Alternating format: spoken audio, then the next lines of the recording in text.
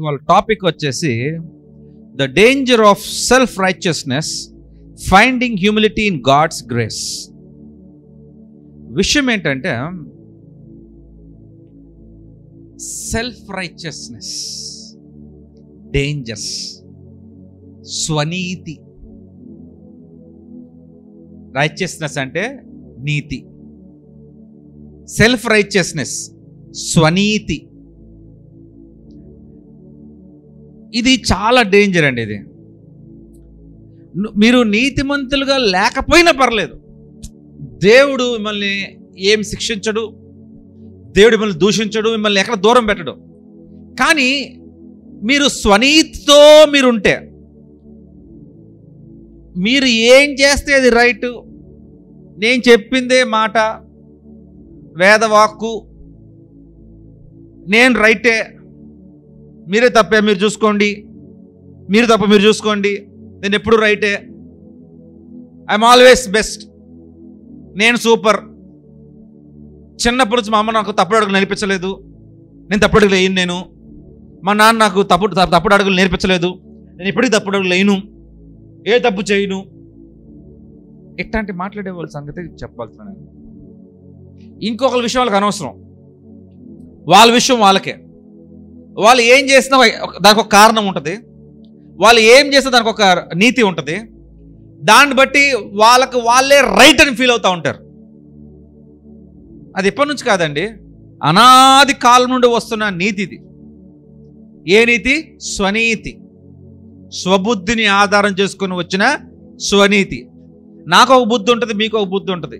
మన ఇద్దరు బుద్ధిలో ఏ బుద్ధి రైట్ అనేది త్రాసులో వేసి చూడాలి తప్ప, నా బుద్ధే రైట్ అని నేను చెప్పుకుంటే, అక్క నువ్వేం చెప్పుకుంటావు? ఇప్పుడు ఎవరు రైట్ అంటే ఎవరి కాలే రైటు, ఎవరి కాలే తోపు కదా. ఇప్పుడు ఇక్కడ ఏం చెయ్యాలి మరి? మూడోని రాణిస్తాం మనం, వస్తే మన ఇద్దరం సాధించి వెళ్ళిపోతాం. ఇట్లాంటి ఒక సిచ్యువేషన్లో ఫర్గివ్ మీ, సారీ, అందరూ ఉన్నాం ఇట్లాగా. ముఖ్యంగా క్రైస్తవులు ప్రతి ఒక్కరు ఉన్నారు ఈ విషయంలో. ఎందుకని ఇట్లాగా మనం నా బుద్ధి నాదే రైట్, నేను చేసేంత రైటే, పక్కనుడిగా తప్పని కనిపించినా కూడా, అందరికీ తప్పని కనిపించినా కూడా, నాకు మాత్రమే నాకు రైట్ ఎందుకు కనబడుతుంది? ఇక్కడ నా అని మాట్లాడినప్పుడు అది మీ విషయంలో మీ అని మాట్లాడుకోండి. ఎప్పుడు నీ నీ నీ అని మాట్లాడితే అంత మాత్రం నేను పెద్ద గొప్పవాడు కాదు. ఎప్పుడు కూడా మన చేసే పనులు మనకే రైట్ ఎందుకు అనిపిస్తుంది? మనం ఎప్పుడు చేస్తాం మన రైటే, నేను ఎప్పుడు తప్పు చేయను, నేను ఎక్కడ తప్పు చేయను, నేను ఎంత ఇలాగే ఉంటాను. Why is this? ఎందుకు ఇలాగా? ఎందుకు ఎలా ఉంటున్నాం మనం అంతా? ఎవరికైనా ఆన్సర్ చెప్పగలరా? ఎందుకు ఎట్లా ఉంటున్నాం అక్క మనం అసలు ఇట్లాగా? మనం ఏమన్నా రాతి యుగంలో ఉన్నామా? రాళ్ళ కింద బతున్నామా? రాళ్ళతో కొట్టుకొని నిప్పుని తెచ్చుకుంటున్నామా? మన అటు యుగంలో ఉన్నాం మనం ఏమన్నా? లేం కదా. ఏమా మరి ఎందుకు ఉంటున్నాం అట్లాగా? అందరూ ఎందుకు ఇట్లా తయారైపోతున్నాం మనం? నేను చేసే తప్పు నాకు ఎందుకు తప్పుగా కనపడతలేదు, ఎదుటోడు చేస్తే మాత్రం తప్పుగా కనబడుతుంది. వై? నేను తప్పే కాదని ఎట్లా జీవించగలుగుతున్నాను నేను? అంటే నా స్వబుద్ధి తప్పుడు బుద్ధి, నా స్వనీతి తప్పుడు నీతి. కానీ దాన్నే ఆధారం చేసుకొని ఎందుకు జీవించుతున్నాను ఇట్లాగా నేను? What is the reason? ఎందుకని మనం చేసేది ఎంత రైటే, నేను ఎప్పుడు కరెక్టే చేస్తాను, నేను ఎప్పుడు తప్పు చేయను, నేను చేసేదే రైటు, నేను చేసేది శిలాశాసనం, నేను మాట్లాడేదే ఒక ఆజ్ఞ. వై? ఎందుకంటే మనము ఒక నీతిని ఆధారం చేసుకొని జీవిస్తున్నాం. ఆ నీతి రైటో రాంగో కాదు, అది నీ నుండి వస్తే రైట్, అవతల నుండి వస్తే తప్పు. అది మనం అట్లాంటి ఒక నిఘంటుని, ఒక డిక్షనరీని, అట్లాంటి ఒక మాన్యువల్, అట్లాంటి ఒక కాన్స్టిట్యూషన్ని మనం తయారు చేసుకున్నాం. నా నుండి ఏది వస్తే అది రైట్. అది అందరిలో ఉంది. అది మీరు ఉద్యోగస్తులను చూడండి, రాజకీయ నాయకులను చూడండి. ఈ రాజకీయ నాయకుడు ఆ తప్పు చేస్తే అది రైట్ అవుతుంది, అదే రాజకీయ నాయకుడు అదే పని ఇక్కడ చేస్తే రాంగ్ అవుతుంది. ఈసారి ఏ పని అయితే జగన్మోహన్ రెడ్డి గారు చేశారో ఆ తప్పు, అదే ఇంకొక నేనే సీఎం అయిపోయాను నెక్స్ట్ నెక్స్ట్ సీఎం నేనే ఆంధ్రప్రదేశ్కి. ఇప్పుడు నేను చేస్తే అదే అదే అదే దాన్ని చేస్తే అది నేను తప్పు చేస్తున్నట్టు, కానీ అది నాకు తప్పు అనిపిస్తుంది. అప్పుడు మీ పట్ల చేసిన నీ పట్ల తీర్చే న్యాయము నా పట్ల తెచ్చేటప్పటికల్లా ఏమవుతుందంటే ఇంకా పెద్ద న్యాయం అయిపోద్ది. అది ఆ న్యాయం అయిపోయి మీ తప్పు అయిపోద్ది. ఒకరోజు ఇతను మంచోడు కాదంటున్నావు, రేపు మార్చేసుకుంటున్నావు. ఎప్పటికీ మంచోడు కాదు ఈ వ్యక్తి ఎప్పటికీ మంచోడు కాదు. ఓకే, ఎప్పటికీ మంచోడు కాదు. తీర్చేసినట్టు ఏనావండి, ఈ వ్యక్తి మాత్రం ఎప్పుడు మంచోడే. మీరే మంచోళ్ళు. మీరు అంటే మీరు అందరు కాదు, వ్యక్తిగతంగా మాట్లాడుతున్నాను. నేను చాలా వ్యక్తిగతంగా మాట్లాడుతున్నాను. నేనంటే నేను, నాకు నేనే మంచోని, మీకు మీరే మంచోళ్ళు. మీకు మీరే నీతిమంతులు, నాకు నేనే నీతిమంతుణ్ణి. మీకు మీరే విశ్వాసమంతులు, నాకు నేనే విశ్వాసమంతుణ్ణి. దీనికి ఏమన్నా కొలపరిమాణం ఉందంటే మనమే కొలపరిమాణం. ఈ కొలపరిమాణంలో ఉండిపోయి మనం ఎక్కడికి పోతున్నాం అంటే డైరెక్ట్గా నరకానికి పోతున్నాం. ఆ రూట్ కూడా కరెక్ట్గా నరకానికే ఉంటుంది, కానీ మన కళ్ళు ఎట్లా కనబడతాయంటే మన స్వర్గానికి పోతున్నాం కనబడతాం. ఇవాళ మీకు ఒక 4-5 పాయింట్లు చెప్తాను, ఒకసారి చూడండి. Point number 1, recognising the sin of self righteousness. స్వనీతి అనేది పాపము అని తెలుసుకోవాలి. స్వనీతి అనేది ఏంటంటే అది పాపం అంటది. సిన్. మనం స్వబుద్ధితో ఆధారం చేసుకొని జీవిస్తామని వాక్యం కనపడుతుంది. స్వనీతితో ఆధారం చేసుకొని మనం జీవిస్తున్నాం, అది పెద్ద పాపం. అది లూకా రాసిన సువార్త 18వ అధ్యాయం చూసుకుందాం ఒకసారి, 9వ వచనం నుండి. లూకా రాసిన సువార్త 18వ అధ్యాయం 9వ వచనం నుంచి.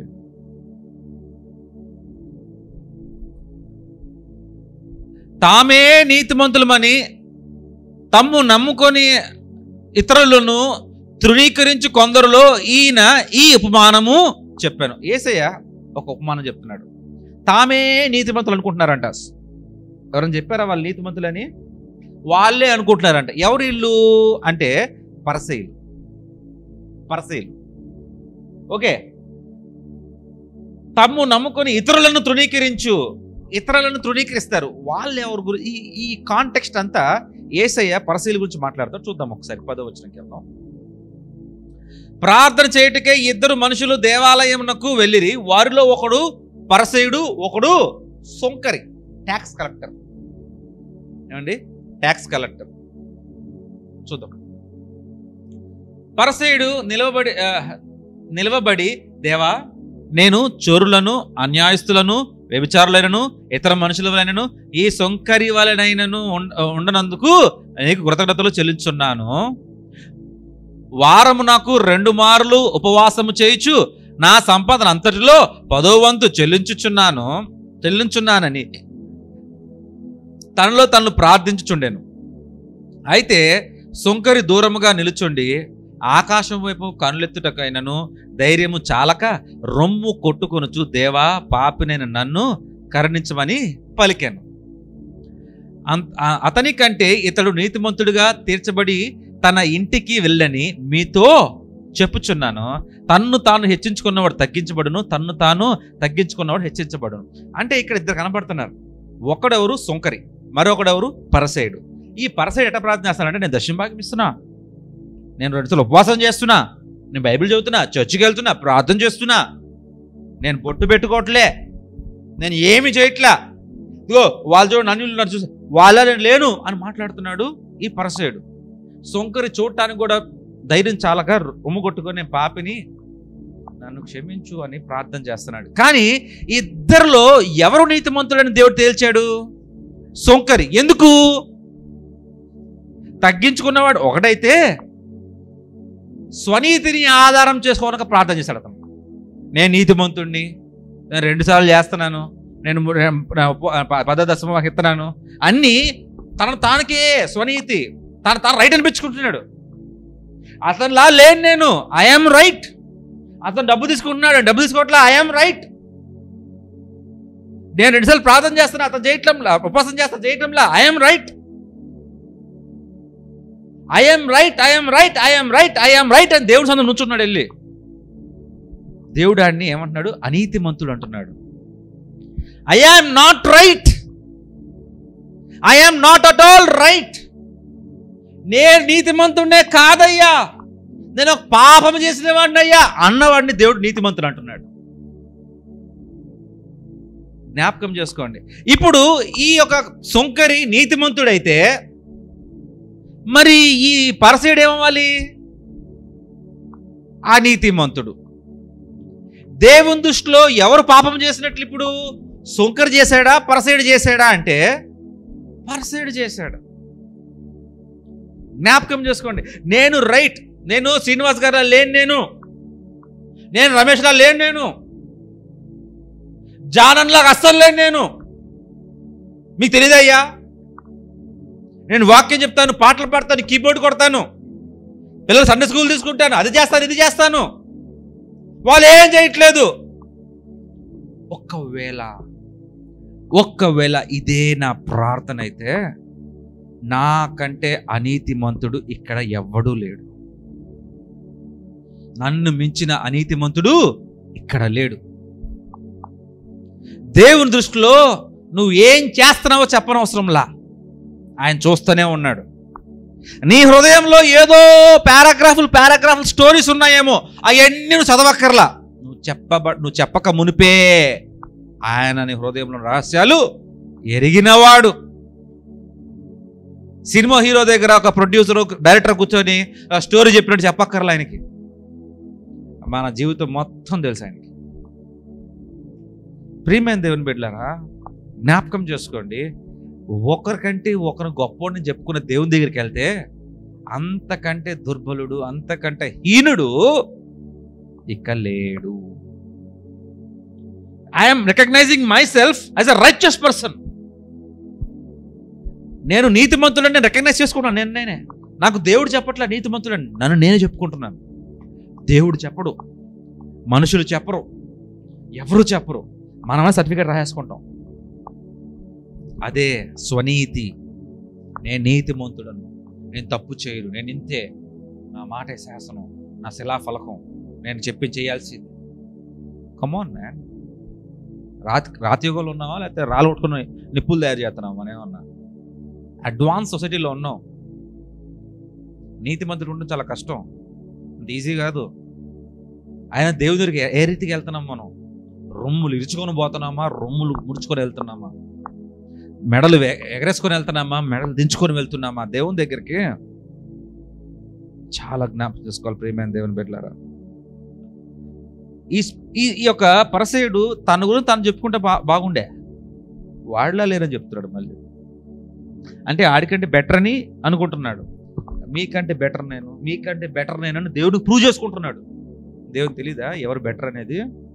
ఎప్పుడు కూడా దేవుని దగ్గరికి వెళ్ళినప్పుడు నేను వాడికంటే బెటర్, వీడికంటే బెటర్ అని చెప్పకండి.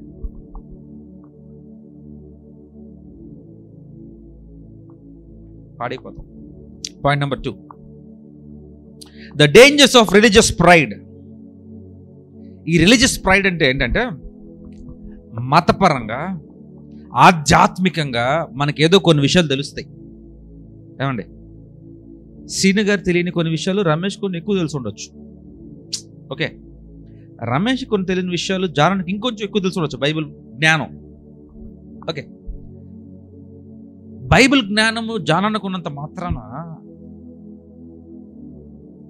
లేకపోతే ఆయనకంటే నాకే ఎక్కువ ఉంది జ్ఞానం. ఓకే, ఆ జ్ఞానం నాకు ఉన్నంత మాత్రాన నేను విర్రవేయకూడదు బైబిల్ జ్ఞానం ప్రకారం. ఇవాళ యూట్యూబ్ ఛానల్ చూస్తుంటే సహించి, క్షమించి, ప్రేమించవలసిన పాస్టర్లు దూషించి, ఖండించి వారిని దేవునికి దూరం చేస్తున్నారు. తర్కములాడుతున్నారు. ఆ తర్కములు అంటే డైలాగ్స్ ఎంగేజ్ చేస్తున్నారు, డిస్కషన్స్ చేస్తున్నారు. ఏమండి, తర్కిస్తున్నారు ఇంకొకరితో. వై అంటే, నిజంగా తర్కించాలంటే ఏసై కంటే గొప్ప గౌరవం తర్కించగలరా? వాదించాలంటే ఏసై కంటే గొప్ప గౌరవం వాదించగలరా? ఆయన ఎన్నోసార్లు పట్టుకుని కానీ ఆయన మనం కామి వెళ్ళిపోయాడు అక్కడి నుంచి. ఆయన ప్రూఫ్లు చూపించాలన్నా, ఆయన చెప్పాలన్నా చాలా చెప్పొచ్చు, కానీ చెప్పలా. అతని డ్యూటీ అది కాదు. నువ్వు వెళ్ళి క్రీస్తు సువార్త ప్రకటించమన్నాడు. ఏమండి, తండ్రి, కుమార, పరిశుద్ధ నామంలో బాప్టిజం పొందుకొని మీరు సువార్త ప్రకటించమన్నాడు. ఓకే, అట్లాగే వారిని కూడా నమ్మినట్లయితే వారిని కూడా బాప్టిజం తీసుకోమన్నాడు. ఇదేగా మన పని. కానీ క్రీస్తులోనికి రావాలన్నా, రేపు ఎప్పుడన్నా రావాలని బుద్ధి వచ్చినా వాళ్ళని ఎప్పటికి కూడా క్రీస్తులోనికి రానికుండా కొంతమంది క్రైస్తవ ప్రబోధకులు ఏం చేస్తున్నారంటే వారి మొహం మీద గేట్లు వేస్తున్నారు. వాళ్ళు ఇవాళ మూర్ఖులే, అన్యులు ఇవాళ మూర్ఖులే. రేపటి వారి జ్ఞానం వచ్చి దేవుని తెలుసుకొని రావాలన్నా కూడా ఈ యొక్క తర్కములాడి మొహం మీద గేట్లు వేసిన వాళ్ళని బట్టి ఆయన్ని దూషిస్తారు. మహాత్మా గాంధీ ఒక మాట అన్నాడు, మీకు ఈ విషయం చెప్పాను ఒకసారి. ఒకసారి ఆయన చర్చికి వెళ్ళాడంట. మహాత్మా గాంధీ చర్చికి వెళ్ళాడంట. ఒకసారి వెళ్ళినప్పుడు అందరూ కూర్చున్నారంట. కూర్చుంటున్నప్పుడు కొంతమంది ఏమో అక్కడ, కొంతమంది ఇక్కడ, కొంతమంది ఇక్కడ, కొంతమంది గ్రూపులు కూర్చున్నారంట. మహాత్మా గాంధీ చూసి, ఏంటి గ్రూప్గా కూర్చున్నారేంటి, ఏమో ఇది ఏమన్నా సిస్టమ్ ఏమో, ఇది ఒక చర్చ్కి ఒక ప్యాటర్న్ ఏమో, గ్రూపులు కూర్చున్నారు అని అనుకున్నాడంట. కొంతసేపు అయిన తర్వాత మహాత్మా గాంధీ ఎక్కడో దగ్గర కూర్చున్నాడు. వచ్చి, మీరు ఎక్కడ కూర్చోకూడదు, మీరు ఎక్కడ కూర్చోవాలి, ఇక్కడ కూర్చోకూడదు అన్నాడు. మహాత్మా గాంధీ అసలే బ్యాపనీస్, ఎట్లాంటి చాలా ఉంటాయి. అడిగాడంట, ఏంటి కథ అంతా అంటే, వీళ్ళు ఆ కులం, వీళ్ళది ఆ కులం, వాళ్ళది ఆ వర్గం, వీళ్ళది ఈ వర్గం అన్నాడు. అనంగానే సౌత్ ఆఫ్రికా వెళ్ళి క్రైస్తవులు చూశాడు, భారతదేశంలో క్రైస్తవులు చూశాడు, క్రైస్తవం గురించి విన్నాడు. అన్నీ చూసిన తర్వాత ఆ చర్చ్ నుంచి బయటికి రాగానే మళ్ళీ ఇంకెప్పుడు కూడా చర్చికి వెళ్ళలేదంట. మళ్ళీ ఏనాడు చర్చికి వెళ్ళా. ఒక స్టేట్మెంట్ ఇచ్చాడు, I like Christianity but I hate Christians. నాకు క్రైస్తవ్యం అంటే ఇష్టం, కానీ క్రైస్తవులు అంటే నాకు. అలా తయారైపోతుంది లోకం. అందుకే మన చర్చిలో ఎవరు ఏమిట్లు, ఎక్కడి నుంచి వచ్చేళ్ళు ఎన్ని అవసరం లేదు. ఎవరు ఎక్కడన్నా కూర్చోవచ్చు, ఎవరితోన్నా మాట్లాడచ్చు, ఎవరితోన్నా కూర్చోవచ్చు, ఎవరి మీదైనా చేయవచ్చు, మాట్లాడచ్చు. ఆడవారు ఆలింగనం చేసుకోవచ్చు, మగవారు ఆలింగనం చేసుకోవచ్చు. మగవారు చేతులు జోడించి షేక్ హ్యాండ్ ఇచ్చుకొని కాముగా ఉండొచ్చు. కుల మత భేదాలు ఉండరాదు. ఇట్లాంటి పరిస్థితుల్లో ఒకసారి కనబడిందంట యేసయ్య. చూద్దాం మత్తయి రాసిన సువార్త 23వ అధ్యాయము మొదటి వచనం చూసుకుందాం ఒకసారి. మత్తయి రాసిన సువార్త 23వ అధ్యాయము మొదటి నుంచి. అప్పుడు యేసు జనసమూహములతోనూ తన శిష్యులతోనూ ఇట్లనెను, శాస్త్రులను పరిసయ్యులను మోషే పీఠమందు కూర్చుండువారు గనుక వారు మీతో చెప్పు వాటి అన్నిటినీ అనుసరించి గైకొనుడి, ఆయనను వారి క్రియల చొప్పున చెయ్యకుడి. వారు చెప్పుదరే గాని వారు వేషధారులను మాట్లాడుతున్నారు. వాళ్ళు చెప్పేదంత వినండి, కానీ చెప్పింది చేయకండి. ఎందుకంటే వాళ్ళు చెప్పేది ఒకటి, వాళ్ళు చేసేది ఒకటి. మోయసఖ్యం కాని భారమైన బరువులు కట్టి మనుషుల భుజముల మీద వారు పెట్టుదురే గాని తామ వ్రేలితోనైనను వాటిని కదిలింపనొలరు. మనుషులకు కనబడు నిమిత్తము తాము పనులన్నీ చేయుదురు. తమ రక్షరెక్కులు వెడల్పుగాను తమ చెంగులు పెద్దవిగాను చేయుదురు. విందులలో అగ్రస్థానములను, సహజ మందిరములను, అగ్రపీఠములను, సంత వీధులలో వందనములను మనుషుల చేత బోధకులని పిలువబడుటయు కోరుదురు. మీరైతే బోధకులని పిలువబడవద్దు, ఒకడే మీ బోధకుడు, మీరందరూ సహోదరులు. ఇవన్నీ చూసుకుంటే సదుకీలు పరిసయ్యుల గురించి మాట్లాడుతున్నాడు. వాళ్ళంత డాంబికమైన జీవితం. They want to be rich, they want to look rich, they want to be popular. అందరూ వాళ్ళని ఘనతపరచాలా, అందరూ వాళ్ళకి దండలు వేయాలా, అందరూ దండాలు పెట్టాలా, అందరూ వంగాల, అందరూ అసలు మాట్లాడకూడదు, ఇట్లా వెళ్ళిపోతా కింద అన్నట్టు ఉండాలని ఇప్పటికి కూడా ఉంది. అది ఇప్పటికి ఇవాళకి టిల్ డేట్ కొన్ని సంఘాల్లో ఇదే నడుస్తుంది. బోధకుడు ఒకడే, అందరు ఎవరు? ఇప్పుడు మనందరూ ఎవరండి? మనందరూ సహోదరులు. కానీ ఆ తీరు నడుస్తుందా? నేను ఒక ఆయన దగ్గరికి మాట్లాడటానికి వెళ్తే, బ్రదర్ అని మాట్లాడితే, don't call me brother, call me bishop అన్నాడు. ఆయన బిషప్ని బ్రదర్ అనకూడదండి. నాకు అసలు ఫ్యూజులు టక్కని ఎగిరిపోయినాయి, ఏంది కొత్త థియరీ అని. ఒక ఆయన్ని బిషప్ అనకూడదు, అయ్యగారు అనాలి నన్ను, సారీ తండ్రి గారు అనాలి నన్ను. ఒకడే తండ్రి అని బైబిల్ చెప్తుంది, మమ్మల్ని తండ్రి గారు అనమంటాడు ఆయన. ఒకసారి ఇట్లాగే సో కాల్డ్ తండ్రి గారు, నేను వాళ్ళని అంకుల్ అంటాను అంతే. నేను బిషప్ గారు ఒక ఆయన ఉన్నాడు, పెద్ద ఆయన, చాలా పెద్ద ఆయన. డైరెక్ట్గా వెళ్ళిపోయి అంకుల్ బాగున్నారని సెకండ్ ఇచ్చాను. ఆయన సెకండ్ ఇచ్చాడు, బాగున్నానా, మీరు ఎలా ఉన్నా, బాగున్నా, రైట్, అయిపోయింది. తండ్రి గారి దగ్గర ఎట్లా వెళ్తావా, వంగాలని తెలియదా, సెకండ్ ఇవ్వాలని తెలియదా, లేచుంచాలని. వై మనిషికి సాటైన గౌరవం ఇస్తే అంతకంటే మానవత్వం ఏముందండి?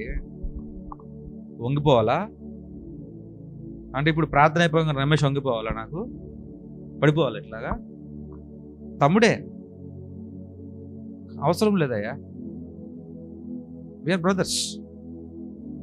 తల్లి వేరై ఉండొచ్చు, తండ్రి వేరై ఉండొచ్చు, కానీ మీరు ఏ రక్తం చేత బాప్తిజం పొందుకున్నారో నేను అదే రక్తంతో బాప్తిజం పొందుకున్నాను. ఏ రక్తంతో మీ పాపాలు కడగబడ్డాయి అదే రక్తంతో నా పాపాలు కూడా కడగబడ్డాయి. ఏ రక్తం ద్వారా మనందరము ఆయన బిడ్డలు అనిపించుకుంటున్నాము అదే రక్తం ద్వారా నేను కూడా తన బిడ్డగా అనిపించుకుంటున్నాను. ఏ దేవుడు ఏ ఆత్మ ఇచ్చి నిలబెట్టాడో నాకు అదే ఆత్మనిచ్చాడు. నాకు ఎక్కువ ఇవ్వలేదు, మీకు తక్కువ ఇవ్వలేదు. మీకేమో లోటాతో బ్యాప్టిజం ఇచ్చి నాకేమో డ్రమ్ముతో బ్యాప్టిజం ఇవ్వలేదు. You're all one in Christ, ఒకటి. ఆ భావన నాకు ఒకరు సరిపోదు, అందరికీ ఉండాలి. ఎప్పుడైతే ఆ భావన వస్తుందో God will be happy, God will be happy. ఆ భావన రాదు, ఎందుకంటే నేను గొప్ప అనిపించుకోవాలా, నేను పొగడ్తల్లో మునిగి తేలుతా ఉండాలా. పొగడేది ఎవరు మరి? పొగడకపోతే కోపం వస్తుందే. ప్రియమైన దేవుని బిడ్డలారా, ఇది ఎవరి గురించి మాట్లాడుతున్నానంటే కేవలము ఈ సద్దుకీయులు పరసీలు ఆ రోజుల్లో, ఈ రోజుల్లో వారే గనక నడుచుకుంటూ వస్తే ఈ రోజుల్లో వాళ్ళు పాస్టర్లు, డీకన్స్, బిషప్లు, ఆర్చ్ బిషప్లు, ఎపిస్కోపల్ బిషప్లు, రైట్ లెఫ్ట్ రెవరెండ్లు. ఎస్, ప్రియమైన దేవుని బిడ్డలారా జ్ఞాపకం చేసుకోండి, స్వనీతిని ఆధారం చేసుకోవద్దు. మొట్టమొదటి పాయింట్, స్వనీతి ఆధారం చేసుకుంటే అది పాపము. రెండోది, స్వనీతిని ఆధారం చేసుకుంటే అసలు నువ్వు క్రైస్తవుడివే కాదు. రెండో పాయింట్, నువ్వు ఏ దేవుడినైతే మొక్కుతున్నావో, ఏ దేవుడికైతే ప్రార్థన చేస్తున్నావో అసలు నువ్వు క్రైస్తవుడివే కాదు. Point number 3, the call to humility. ఫిలిప్పీయుల రాసిన పత్రిక 2వ అధ్యాయం 3-4. ఫిలిప్పీయుల రాసిన పత్రిక 2వ అధ్యాయం 3-4. Call to humility. ఇప్పుడు స్వనీతిని ఆధారం చేసుకున్నవాడు ఎవడు కూడా తగ్గించుకోడు, గుర్తుపెట్టుకోడు.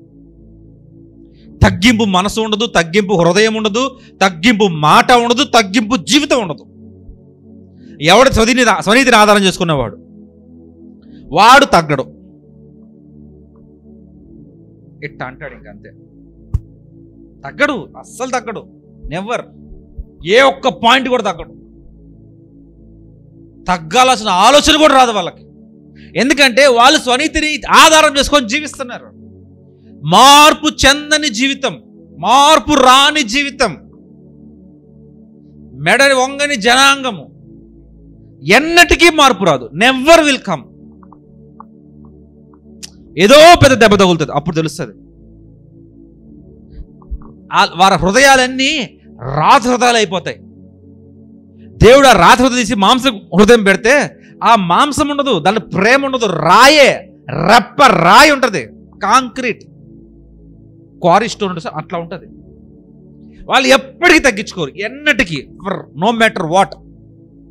కత్తి పెట్టి చంపేస్తున్నా ఒక అరగంట చచ్చిపోతాను నేను, డాక్టర్ చెప్పాడు ఇంకా నీకు గంటే ఉందన్న కూడా తగ్గడాడు. పోతే ఏంటంటే అయితే ఎంతకాలం ఉంటాడంటే నో ఫియర్, తగ్గింపే లేదు. మీలో ప్రతి వాడును తన సొంత కార్యములు మాత్రమే కాక ఇతర కార్యములు కూడా చూడవలను. కమాన్ 3-4 అమ్మా. ఫిలిప్పీయుల రాసిన పత్రిక 2వ అధ్యాయము 3వ వచనం 4వ వచనం. కక్ష చేతనైనను వృధాతిశయము చేతనైనను ఏమీ చేయక వినయమైన మనసు గలవారే ఒకరికొకడు తనకంటే యోగ్యుడని, తనకంటే ఇంకొకడు బెటర్ వర్షన్, నాకంటే గుడ్ బాయ్, నాకంటే గుడ్ మ్యాన్, నాకంటే గుడ్ బాయ్, నాకంటే గుడ్ గర్ల్ అనే విధానంలోకి రావాలా. అది రావాలంటే నేను తగ్గించుకోవాలి. నేను హెచ్చించుకున్నంత వరకు శ్రీనివాస్ గారు నాకంటే గొప్పడు కాదు. అవునా కాదండి? నేను హెచ్చించుకుంటూనే ఉంటా, నాకంటే గొప్పడు ఉంటాడా? మా నాన్నమ్మ ఒక సామెత చెప్తుంది, ఓర్పు ఉంటే ఓరుగలంత పట్నం వాడితే, ఓరుగలంత పట్నం ఉంటుందంట ఓర్పుతో. మూర్ఖుడికి ఏమీ ఉండదంట. ఎందుకు? వాడు తగ్గించుకోడు, మూర్ఖత్వంతో ఉంటాడు. నన్ను తగ్గించుకున్నప్పుడే ఇంకొకరు నాకంటే బెటర్ నేను చూడగలను.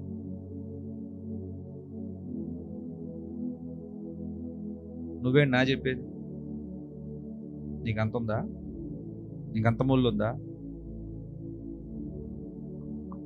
ఎందుకని చూసుకోలేకపోతాను? మనకంటే ఇంకోడు గొప్పోడే అని ఎందుకు అనలేకపోతున్నావు? ఏమా ఎందుకు అనలేకపోతున్నావు డేవిడ్? వై? అహం. ఇంకా ఇంకా వాడు ఎందుకు అనుకుంటున్నాడంటే, వాడు స్వనీతిని ఒక బుక్ ఒకటి ఉంటుంది, నేనే బెస్ట్, నేనే టాపు, నేనే తోపు, నాకంటే ఎవడు లేడు, ఏదైనా నేనే అని ఒక బుక్ లోపల ఉంటుంది. ఆ మాన్యువల్ చదువుకుంటూ వచ్చేస్తాడు వాడు. ఆ మాన్యువల్ అయితే నమ్ముతాడు వాడు. నాకంటే ఇంకెవడు బెటర్ కాదు అనుకుంటాడు వాడు. వాడికి ఎప్పుడు తగ్గించుకోడు. వాడు తగ్గించుకోడు కాబట్టి ఇంకోటి ఎప్పుడు ఆడికంటే మెరుగుపడ్డు. ఇంకొకటికి మెరుగుపడడు, ఆడిలా అయిపోతాడు. కక్షిత్రను వృధాసితమైన జనను ఏమీ చేయక వినయమైన మనసు గలవారే ఒకరినొకడు తనకంటే యోగ్యుడని ఎంచుచు మీలో ప్రతివాడు తన సొంత కార్యములు మాత్రమే కాక ఇతర కార్యములు కూడా చూడవలెను. ఎప్పుడు నేను నా ఇల్లు, నా తిండి, నా పడక, నా జీవితం, నా బండి, నా భార్య, నా బిడ్డలు.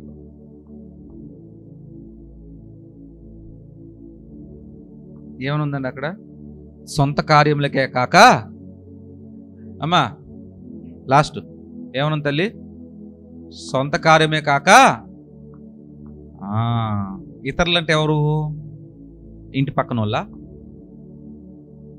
మీ తోబుట్టు చుట్టాలా, మీ ఫ్యామిలీయా? ఎవరైనా అవ్వచ్చు, ఎవరైనా అవ్వచ్చు. ఒకటి గుర్తు పెట్టుకోండి ప్రియమైన దేవుని బిడ్డలారా, ఇది లేకుండా ఉంది మన జీవితాల్లో అంటే మనము స్వనీతిని ఆధారించుకొని జీవిస్తున్నాము, కానీ దాన్ని గ్రహించడం లేదు అంతే. ఇప్పుడు బాబీ నాకంటే గొప్పడు అంటే నాకేంటి ప్రాబ్లము? శ్రీనివాస్ గారు నాకేంటి ప్రాబ్లం చెప్పండి? కానీ ఎందుకు అనలేకపోతున్నాను? ఇప్పుడు బాబీ నాకంటే యోగ్యుడో కాదో నాకు తెలుసు, నీకు తెలుసు. కొన్ని విషయాల్లో నాకంటే నువ్వు బెటర్ వర్షన్, కొన్ని విషయాల్లో నాకంటే చాలా బెటర్, కొన్ని విషయాల్లో నీకంటే కొంచెం బెటర్ అయి ఉండొచ్చు. కానీ ఎందుకు ఒప్పుకోలేకపోతున్నాను నేనా? అది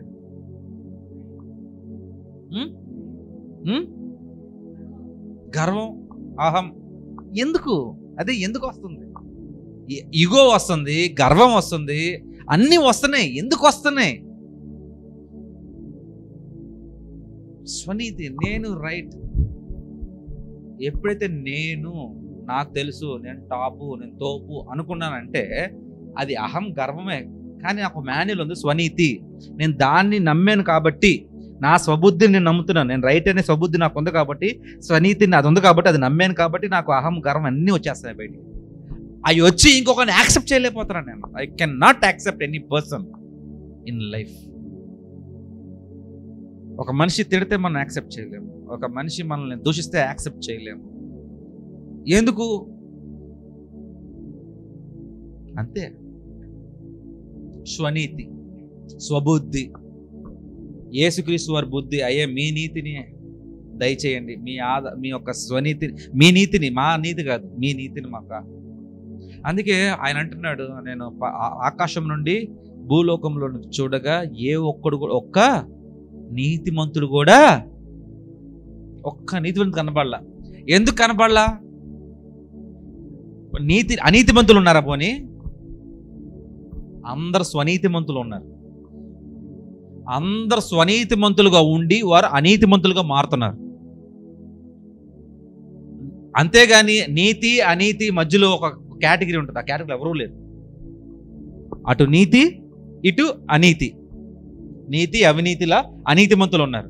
మధ్యలో కేటగిరీ ఉంటుంది, నీతి కాక అనీతి కాక. దాంట్లో ఎవరూ లేరు, నీతిమంతులు ఎవరూ లేరు, ఒక్కడునూ లేడు అంటున్నాడు తండ్రి.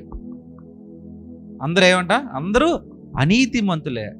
అనీతిమంతులు ఎట్లా అయ్యారు? వాళ్ళు స్వబుద్ధిని స్వనీతిని ఆధారం చేసుకొని జీవించారు. వాళ్ళు బిడ్డలను చంపితే దేవుడు కరుణిస్తాడు, బిడ్డను చంపితే బలి అర్పిస్తే దాదాపు మీకు తెలుసో లేదో, in recent 200 years 150 to 300 years మధ్యలో కలకత్తాలో కాళీ దేవత తెలుసుగా మీకు? కలకత్తా కాళీ అంట, తెలుసు కదా? అక్కడ ఒక మాస్ ఆఫరింగ్ ఇచ్చారంట. మాస్ అంటే ఒక గుంపులుగా వచ్చి వాళ్ళకి ఒక ఆఫరింగ్ లాగా ఇచ్చారంట. ఆఫరింగ్ ఏంటంటే తన బిడ్డల్నిచ్చి నరికారంట, తలలు నరికారంట. Recent 100 to 200 years 300 years gap బిడ్డల్ని బలి ఇచ్చారండి. కొన్ని వేల మంది వచ్చి బలి ఇచ్చారు. ఇది ఎక్కడో బబులోన్లోనో లేకపోతే ఇది ఎక్కడో నెబుకద్నెజర్ పరిపాలించే ప్రాంతంలోనో నినివే పట్టణం నుంచి మాట్లాడట్లేదు నేను. మనం నివసించే భారతదేశంలో దేవుడు చల్లారాలని, తన కోపం శాంతి చేయాలని, మనందరికీ దీవెనలు ఇవ్వాలని సొంత కడుపులో పుట్టిన బిడ్డని లాక్కొచ్చి మరీ ఇచ్చారు. ఏం చెప్తారు ఇవన్నీ?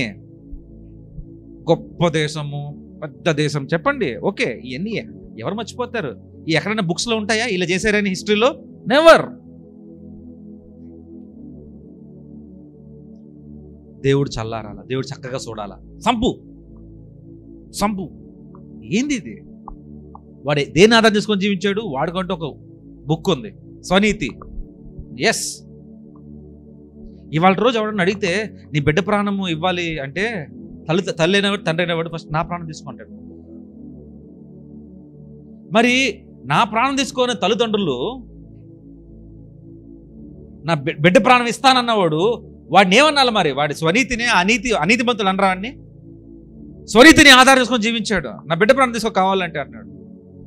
The example of Jesus Christ, యేసుక్రీస్తుని ఒక ఉదాహరణగా తీసుకొని ఆయన జీవితాన్ని మనం జీవించాలా? లూకా రాసిన సువార్త 5వ అధ్యాయం 31, 32 వచనము. లూకా రాసిన సువార్త 5వ అధ్యాయం 31, 32. అందుకు యేసు, రోగులకే గాని ఆరోగ్యం గల వారికి వైద్యుడు అక్కరలేదు, మారు మనసు పొందుటకై నేను పాపులను పిలవచ్చి తిని కానీ నీతిమంతులను పిలవ రాలేదని వారితో. ఇది ఎంత ఎటకారం ఉంది తెలుసా ఈ మాట? ఇది చాలా సర్కాస్టిక్ గా మాట్లాడిన మాట. ఇది ప్లేన్ గా మాట్లాడిన మాట కాదు, సర్కాస్టిక్ గా. ఇదే యేసయ్య పరలోకంలో ఉన్నప్పుడు తండ్రి కుడిపాసంలో కూర్చున్నప్పుడు ఆ తండ్రి ఏం మాట్లాడాడు? ఒక్క నీతిమంతుడు లేడు అంటున్నాడు. ఇప్పుడు అక్కడ నుండి వచ్చిన యేసయ్య మాత్రము నేను నీతిమంతుడు పిలవడానికి రాలేదులే, నేను నీతిమంతుడు పిలవడానికి రాలేదు, పాపులు పిలవడానికి వచ్చాను నేను అని ఎవరితో మాట్లాడుతున్నాడు? సద్దుకీలు పరిసయ్యులు అక్కడ గుంపుతో మాట్లాడుతున్నాడు. అంటే ఏమనుకుంటున్నాడు యేసయ్య? వాళ్ళు నీతిమంతులు అనుకుంటున్నారు, వాళ్ళు స్వనీతితో ఆధారం సముద్రతో ఆధారంతో జీవిస్తున్నారు. మేము నీతిమంతులు పిలవడానికి రాలేదయ్యో, మేము పాపులు పిలవడానికి వచ్చాం. ఇది సర్కాస్టిక్ గా మాట్లాడుతున్నాడు దేవుడు. ఎందుకంటే అదే యేసయ్య పరలోకంలో ఉన్నప్పుడేమో ఒక్క నీతిమంతుడు లేడని చెప్పి ఈ కిందకు వచ్చాక నీతిని పుట్టుకొచ్చారా? ఆ నీతిమంతుడు లేకనే కదా ఆ నీతిమంతుడు ఆయన అన్ని పక్కన పెట్టి మనలాగా వచ్చింది ఆయన ఇక్కడికి. ఏ నీతిమంతుడు లేడనే కదా, నీతి చూపించడానికే కదా, ఆ నీతి అయిన మార్గం ఏంటో చెప్పడానికి కదా ఆయన ఇక్కడికి వచ్చింది. ఓ నీతిమంతుల కోసం రాలా, పాపుల కోసం వచ్చా. ప్రియమైన దేవుడు జ్ఞాపకం చేసుకోండి, ఒకవేళ నువ్వు స్వనీతి కూడా నీతే, స్వనీతి కూడా నీతే, కానీ ఏ నీతి? ఎవరి నీతి అంటే అది మీ నీతి, మన నీతి. స్వనీతి అనేది కూడా నీతే, కానీ అది నా నీతి. ఒకవేళ స్వనీతిని ఆధారం చేసుకొని జీవించినట్లయితే యేసయ్య సారీ టు సే మీకోసం రాలేదు, నా కోసం కూడా రాలేదు. అట్లయితే స్వనీతిని ఆధారం చేసుకోనక ఆ ఒక సొంకరిలాగా ప్రార్థన చేసి తను తాను తగ్గించుకొని ఇంకొకరిని హెచ్చించుకుంటూ ఆయన విధులను అన్ని గైకొంటూ వెళ్తున్న వారి కొరకే ఆయన వచ్చాడు. ఆయన కోసం వాళ్ళ కొరకే ఆయన పిలిచాడు. ఎవరైతే సబుద్ధిని ఆదేశం నేను రైటే నా చెప్పక్క నాకన్నీ తెలుసు, నాకన్నా చెప్పేది నేను అసలు బైబిల్ పట్టుకున్నప్పుడు నువ్వు చెడ్డీలు వేసుకొని పాకావు, నీకేం తెలుసు, రంగు వేసామంతే, దీంట్లో నేను తోపు, అది ఎవడ్రా వచ్చేది ముందుకి. అసలు ఎంత భయంకరంగా మాట్లాడుతున్నారంటే యూట్యూబ్లో చూస్తే ఛాలెంజ్ ఇస్తున్నారు. ఎందుకు ఇసరాల ఛాలెంజ్లు? వాడికి అంత దమ్ముందా? మన బైబిల్ గురించి నేను మాట్లాడతా ఎట్టాగో తెలుసా? వాళ్ళని చూస్తే నాకు భయం వేస్తున్నాడు ఒక్కోసారి. ఎందుకంటే ఇప్పుడు ఫర్ ఎగ్జాంపుల్ హనీ జాన్సన్ ఆయన ఒకడు, తర్వాత విజయప్రసాద్ రెడ్డి, తర్వాత రంజిత్ తోఫిర్, తర్వాత సింహం పీడి సుందర్ వాళ్ళ కొడుకు సుస్ అంటూ ఉంటాడు. వీడు పేరేంది మాట్లాడు, ఓకే అర్థమైపోయిందిగా. వీళ్ళందరూ వాక్యం చెప్పడం కంటే తొడలు కొడతారు. ఎవడరా వచ్చేది రెండు రోజు ఉంటాం, ఎందుకు ఇవన్నీ అవసరమా? తొడలు కొడితే చప్పట్లు కొడతారు, చప్పట్లు కొడితే దండేస్తారు, అంతకు మించి ఏమొచ్చింది? నరకమే కదా. డేవిడ్, నరకమే కదా. ఛాలెంజ్ ఎందుకు? You are there to preach, you are there to spread the gospel. నువ్వు సువార్త ప్రకటించు, ప్రేమను చూపు, దేవుని తెలియజేయి. నలుగురు పిచ్చోళ్ళు ఉంటారు, వాళ్ళని వదిలేయి. కానీ కరెక్ట్గా వాళ్ళని టార్గెట్ చేస్తారు. క్రైస్తవ్యాన్ని అంతం చేద్దాం అనుకున్న రాజ్యాలే లేవు కదా ఈరోజు. క్రైస్తవ్యుల్ని మట్టు చేసేద్దాం అనుకున్న వారు ఎవరు కూడా ఈ రోజు లేరు కదా. అట్లాగే ఎవరు ఉండరు రేపు కూడా. అది నమ్మి దేవుని మీద నమ్మిక ఉంచి you go and search for the last souls. తప్పిపోయిన గొర్రెల కోసం వెళ్ళండి. తప్పించే గొర్రె కోసం ఎందుకు తిరుగుతున్నారు? ఒక గొర్రె ఉంటుంది, ఒక మేకపోతు ఉంటుంది, తప్పిస్తూ ఉంటుంది. వాడితో ఎందుకు పోరాటం? Waste of time. అది ఒక సబ్జెక్ట్ ఉంది, అపోలాజెటిక్స్ అని. అది బాగా ఇట్లా డిబేట్లు చేస్తూ ఉంటారు వాళ్ళు, దేవుని గురించి చెప్తా ఉంటారు. ఎస్, తప్పే కాదు, but there is a manner. నువ్వు అట్లా డిబేట్ చేసినా కానీ, తర్కం చేసినా కానీ ప్రేమతో చేయాలి ఆ పనులన్నీ. కక్షతోనో స్వబుద్ధితోనో స్వనీతితోనో కాదు, ఆనితితో ఆ బుద్ధితో ఆ ప్రేమతో నువ్వు దాన్ని చెప్పాలి వాళ్ళకి. ఏసై కూడా చెప్పలా, అయ్యా నేను నీతిమంతుల కోసం రాలేదయ్యా, పాపుల కోసం వచ్చాను అని పరిసయ్యులకి సద్దూకీయులకు బోధించలా. వీళ్ళు స్వనీతిని ఆధారం చేసుకొని, స్వబుద్ధిని ఆధారం చేసుకొని, వారందరూ వాళ్ళు ఎన్నో తప్పులు చేసుకొని వారు ఆ మెడల మీద అంత బరువు వేస్తారంట. కానీ వేటితో ఒక ఇది కూడా చేయరంట వాళ్ళు. మీరు అది చేయాలి ఇది చేయాలంటారు, వాళ్ళు అది కూడా చేయరు, చెప్తారు. అయినా తప్పు మీదే, మీరు చక్కగా ఉంటే వీళ్ళు చక్కగా ఉంటారు అని చెప్పి వేసే వీళ్ళ మీద పోలా. ఎప్పుడు కూడా వీళ్ళకి పోయాడు. కానీ ఈరోజు కొంతమంది నాయకులు గొర్రెల వైపు వదిలేసి వీళ్ళ మీద సదుకీలు పరిశీలిలాగా ఉన్న, ఆ రోజుల్లో సదుకీలు పరిశీలిలాగా ఈరోజు చాలా మంది ఉన్నారు తర్కంలాడుతూ, వాళ్ళ వైపు వెళ్ళిపోతా ఉన్నారు. రెండు నష్టాలు, చెప్పేవాడికి నష్టమే, వినోడికి నష్టమే, ఎవడికి లాభం లేదు. ఆ చెప్తా ఉంటే మనకి బ్లడ్ బాయిల్ అవుతూ ఉంటుంది. అది బైబిల్ అంటే, అది క్రిస్టియన్స్ అంటే. అట్లా ఉండాలి, ఎవడో ఒకటి ఉండాలి చెప్పడం. ఇది బాగుంటుంది మనకి. ఇంకో వ్యక్తి వచ్చి పాపులకి మాట్లాడుతూ ఉంటే దేవుడిని క్షమిస్తాడు, దేవుడు ప్రతి తప్పును క్షమించగలడు. నువ్వు ఒప్పుకుంటే చాలు, దేవుని రాజ్యంలో వెళ్తావు. నా బ్లడ్ కాదు కదా, అసలు చల్లబడిపోయింది నా బ్లడ్ అంతా, చల్లగా అయిపోయినాను ఒళ్ళంతా. అదే ఈ చెప్పిన లిస్టులో చెప్పిన మనుషులు ఎవరన్నా వేరే మతస్థులతోనూ కులస్తులతోనూ వ్యాజ్యమాడి వాడు బాగా తిడతా ఉంటే అనిపిస్తుంది. ఎందుకు అంతే, మన లోపల ఒక శాడిజం ఒకడు ఉంటాడు, శాడిస్ట్ ఫెలో. వాడు హ్యాపీగా ఫీల్ అవుతూ ఉంటాడు. ఓకే, తర్వాత సో పాపుల పిలువలు వచ్చి తిని నువ్వు స్వనీతిని ఆధారం చేసుకున్నట్లయితే నువ్వు నీతిమంతుడివే. సో నీ కోసం ఏసే రాలేదు. సో నీ స్వనీతి కాదయ్యా, నేను పాపిని అన్నప్పుడే అవుతుంది. లాస్ట్ది ఎంబ్రేసింగ్ గాడ్స్ గ్రేస్. ఎఫ్సి రాసిన పత్రిక 2వ అధ్యాయం 8-9.